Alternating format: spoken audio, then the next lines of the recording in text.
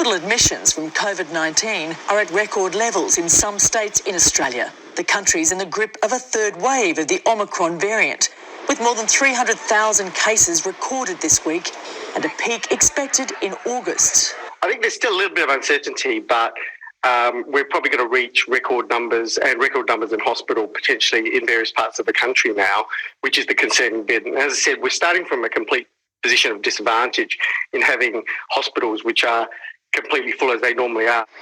Australia is among the most heavily vaccinated countries against COVID-19.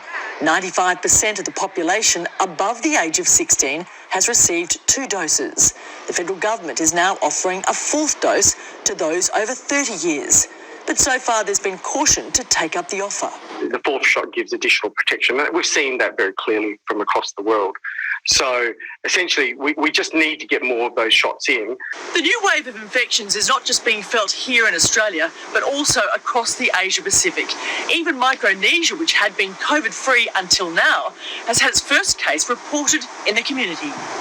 Epidemiologists are encouraging Pacific nations to expand the rollout of the 4th dose of the COVID-19 vaccine to avert a spike in infections. In countries, particularly in the Asia-Pacific region, where a lot of countries kept their infection rates down, didn't have a big history of infections, but were relying on our vaccination, we still had the same problem that we ended up needing the booster to really get that protection from these new subvariants. The new subvariants are the latest challenge to China's zero COVID policy, with Shanghai rolling out mass testing and residents now required to take a PCR COVID-19 test at least once a week until August.